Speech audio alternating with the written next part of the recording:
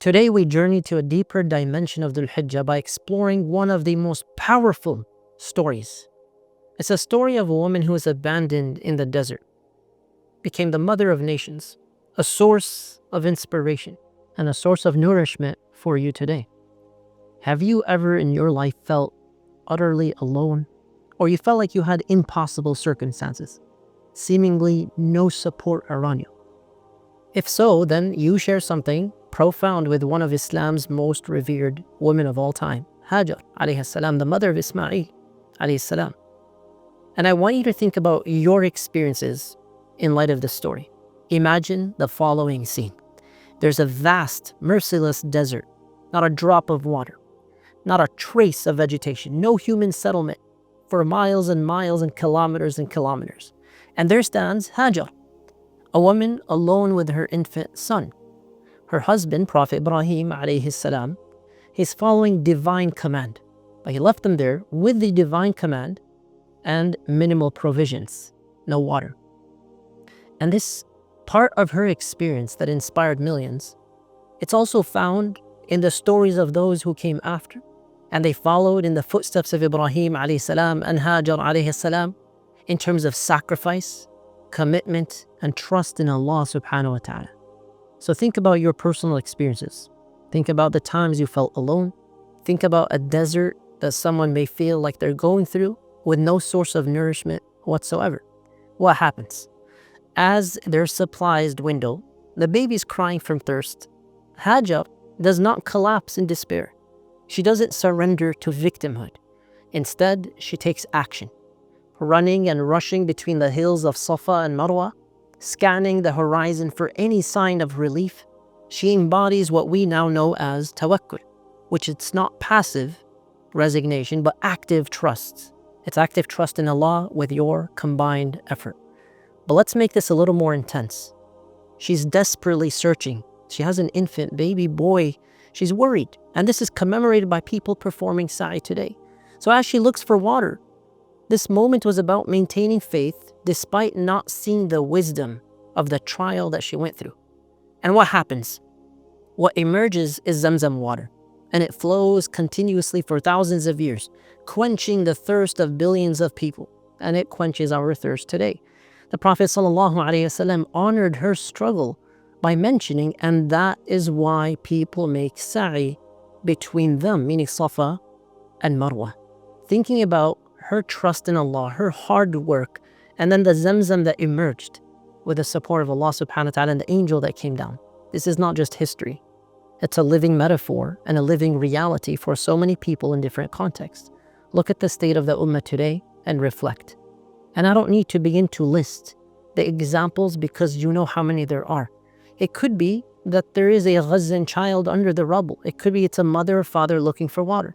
It could be someone with no supplies. Refugee camps across the world, Muslim families existing in limbo, forgotten by most, but their dignity is challenged every single day and their trust in Allah. In communities where Islamophobia has become rampant and Muslims might feel isolated or uncertain, their faith is misunderstood, their presence itself is questioned, are we not in many ways following the footsteps of Hajar السلام in a desert of trials? But there's a profound lesson. What appears to some people to be abandonment of some sorts is in fact the prelude to divine intervention. It could be that what you're about to do, your trust in Allah, your hard work, you passing this test you're going through, might be like the Zamzam for many people, that's a source of sadaqah jariyah, might be a reason for the world to be blessed in many ways through ripple effects of your presence and your trust in Allah. The story of Hajar teaches us that our moments of greatest isolation can birth the most meaningful contributions to the world. There are a lot of examples of refugees in our Ummah today. I remember meeting a number of refugee families that fled Syria. An older mother who had lost her husband, her home, and everything that she knew. She went to a land where she didn't speak the language. She's trying to take care of these young children. She said, I feel like I'm running between Safa and Marwa. I'm looking for a sign of relief. But I trust, just like Hajar did. I trust. And this mother had, of course, a trust in Allah subhanahu wa ta'ala. What did she do with it? She started in her small home, a community for other women, other refugees, to start doing handicraft, to start making products for people. And it grew. It became a sense of belonging. It's as though her living room was a source of Zamzam, sustenance for the women who were also displaced. And they were supporting other people in other lands. And it grew and grew to over 150 women. How many of us face our own deserts? The desert of isolation in society or feeling alienated.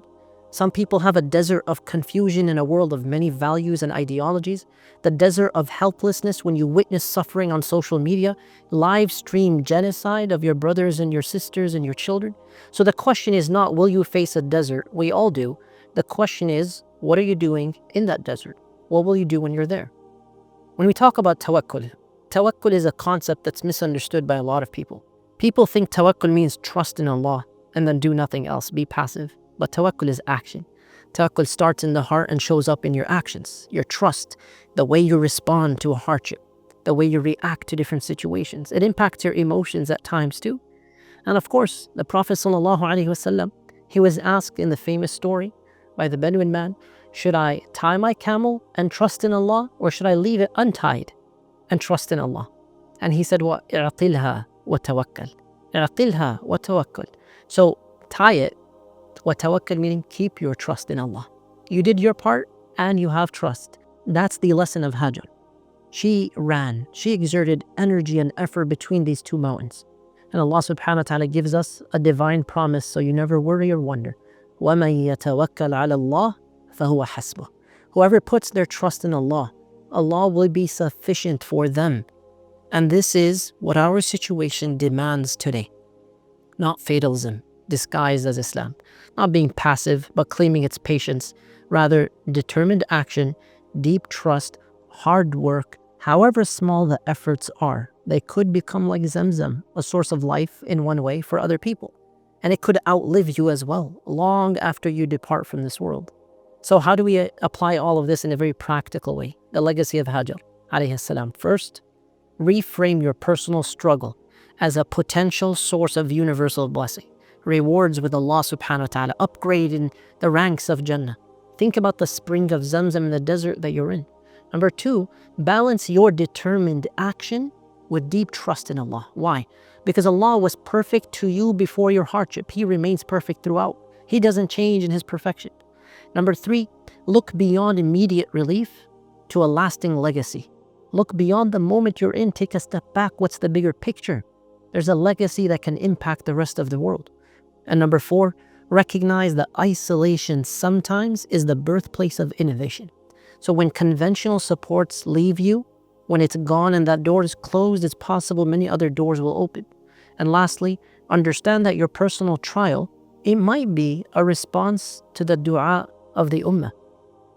Hajar was desperately searching for water, and that became the means through which Allah subhanahu wa ta'ala helped many other people as well. And we benefit from it today. Brothers and sisters, as we observe these blessed days of Dhul Hijjah, let this journey become a mirror for your own. As we continue to experience what we experience, when you feel deserted in your personal desert, whether it's persecution, misunderstanding, grief, or uncertainty, remember that this very desert may conceal your greatest contribution. When you witness the suffering of the Ummah in any land, in any place, let it be a reason that our collective sa'i is determined, trusting in Allah, that it's unwavering, and that it can unearth these springs of justice and the dignity that will nourish generations to come. And Allah subhanahu wa ta'ala, He reminds us so we don't lose hope. He reminds us so we don't lose hope. He reminds us so we don't lose hope. And remember, every little deed that you do for His sake matters. May Allah subhanahu wa ta'ala grant us courage and trust in Him, and allow us to follow in the footsteps of Hajar alayhi salam, and to be amongst those who feel the connection with Allah, no matter how isolated it seems the Ummah or a particular person may be.